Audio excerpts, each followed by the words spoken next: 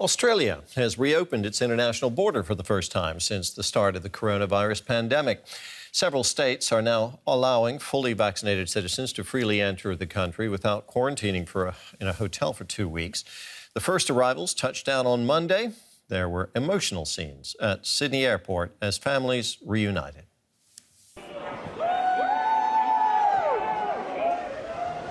Oh my gosh. They've been waiting a long time to hug their loved ones again.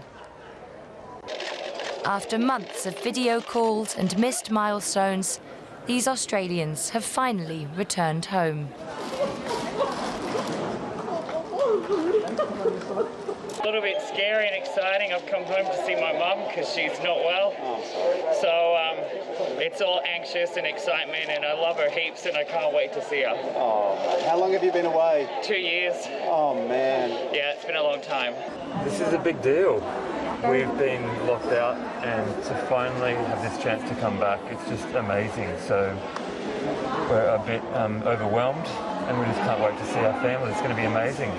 Australia sealed its borders in March 2020. Citizens wishing to return had to overcome an array of hurdles, from gaining special entry permission to forking out thousands of dollars in hotel quarantine fees. But the states of Victoria, New South Wales and Canberra have now vaccinated more than 80% of their adult populations, deemed high enough to allow quarantine-free entry to citizens who have also had the jab. For some, it's too little, too late.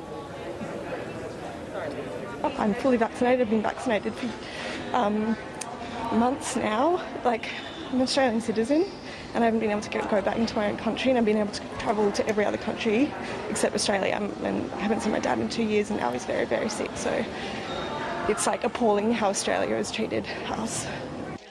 This is the first stage in a plan that will eventually include international workers and tourists as the country adapts to living with the virus rather than trying to eliminate it. But for now, these returning citizens are the lucky ones. Vaccination rates and reopening plans vary from state to state, meaning some Australians will still have to wait a little longer to hold their loved ones again. DW reporter Rochelle Harrison-Plessa was at Sydney Airport and sent us this report. It's the end of so-called Fortress Australia. After more than 1.5 years, or 583 days to be exact, the country has lifted its controversial travel ban. From today, fully vaccinated Australians will no longer have to apply for an exemption to travel overseas, and fully vaccinated Australians can fly into Sydney and Melbourne, the country's two largest cities, without having to go through hotel quarantine. So as you can imagine, that has set the scene for some emotional reunions and lots of relief here today at Sydney Airport. It's good. It feels real good. It's glad that the borders are reopening and life in a new normal can move forward. How does it feel to have your big brother home? Good. I love it.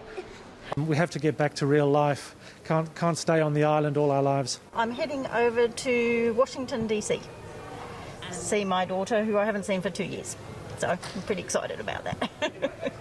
Prime Minister Scott Morrison recently said it was time to give Australians their lives back. And that's what it feels like as the country slowly opens up again. Some 45,000 Australians are stranded abroad and have registered as wanting to come home since the pandemic began. Well, they are the top priority, these eased restrictions first applying to them. The government then hopes to welcome back fully vaccinated skilled workers and international students before the end of the year. Finally, they'll be followed by international tourists. So the reopening is gradual and cautious. Rochelle Harrison-Plessa, DW, Sydney.